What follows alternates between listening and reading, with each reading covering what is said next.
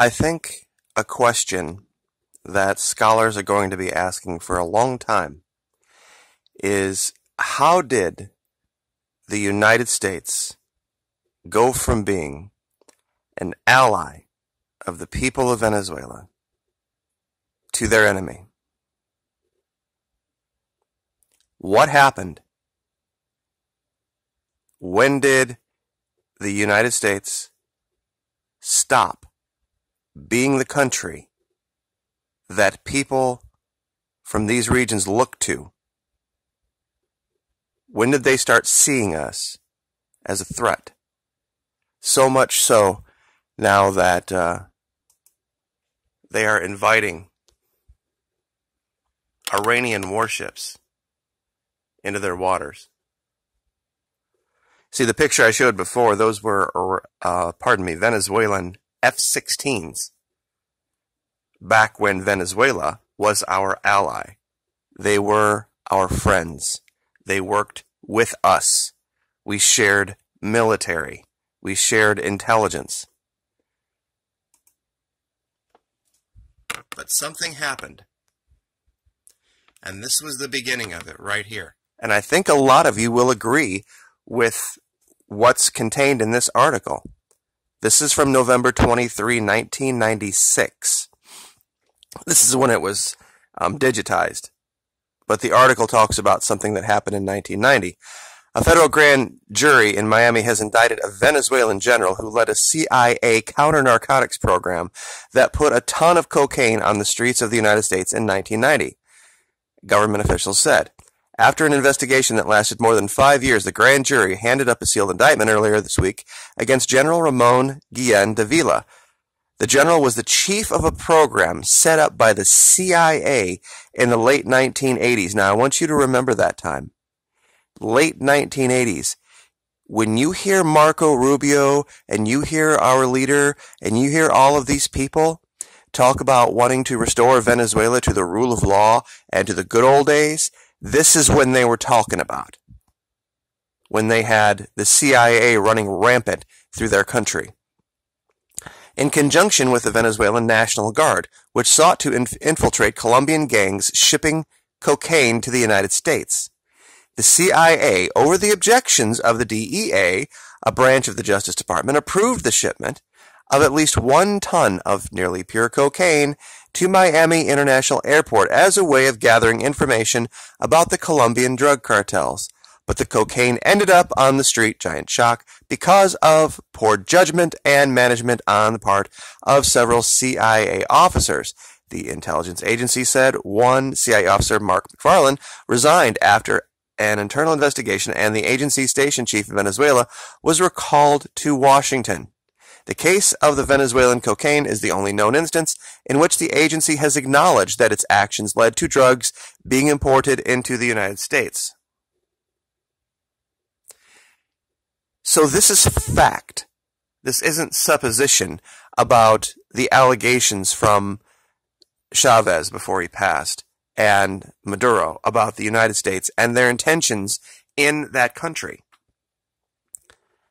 They kicked him out. There is no DEA, there is no CIA, there's no real American governmental presence in Venezuela anymore. And strangely enough, they don't even make the top 10 list for drug exporters in this hemisphere.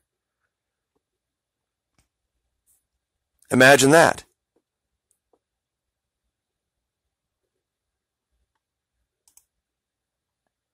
Colombia has just put out a request for a price for 18 of those F-16s.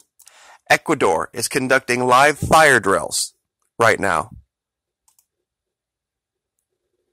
Venezuela is modernizing their Russian weapons, and Iran has just announced that they are going to send one of the most advanced warships in the world to Venezuela. Because the U.S.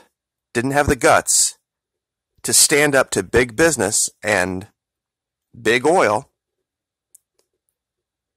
and they allowed them to go down there and destroy that country. Here's another article that is telling. Now, this is 20 December 1999.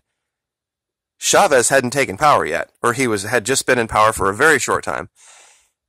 There were these huge floods that came into Venezuela. Now, it's not the floods that I'm blaming here. It's the fact that after so many years of U.S. control in Venezuela, you would think they would have modernized. You would think they would have been moving toward a standard like we have here as far as living goes. That 5,000 turned into 50,000 dead. 50,000 dead in Venezuela. And this is 22 December 1999. Because most of Venezuela, working those oil rigs, 80% of Venezuela was living below the poverty line before Chavez took over. And that was after decades and decades of pro-U.S. leadership, pro-U.S. everything down there. What do you think gave rise to Chavez? This is what most Americans don't get. We had an ally in the region. We had a friend in the region. We had a friend that wanted to get rid of the drug trade. We had a friend that was serious about it.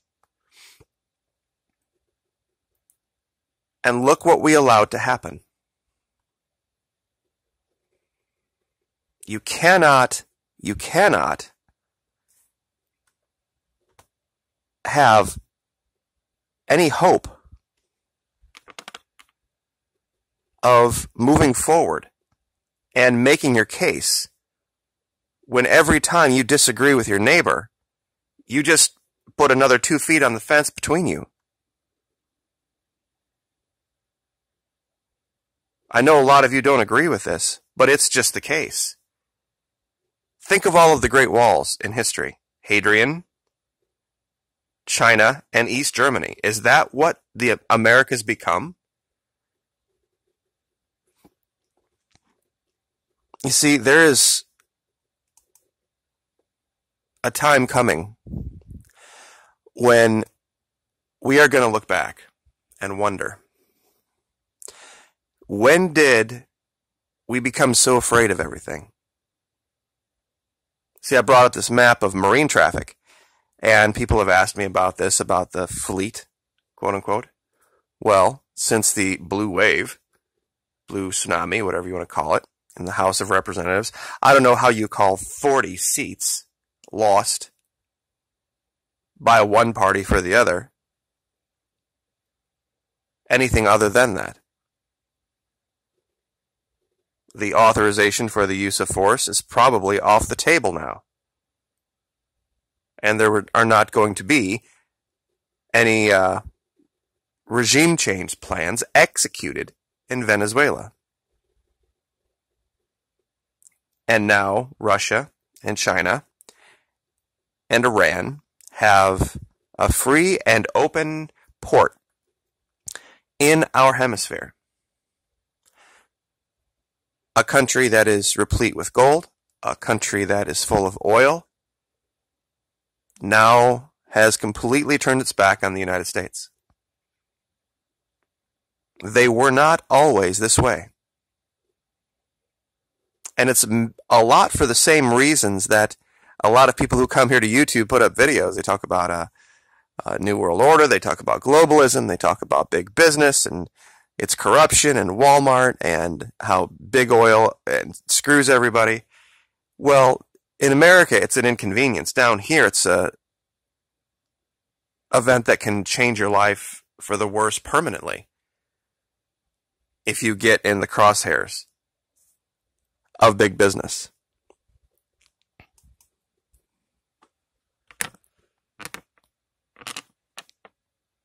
We're going to have this off the coast of Miami because we couldn't swallow our pride a little bit, rein back our big oil companies, bring to heel our intelligence services, and work with people to fix their country. I'll let you do the reading on this asset that the Iranians just deployed. And then you can think back about all the decisions that have happened in the last, 5 years. Like, share, subscribe.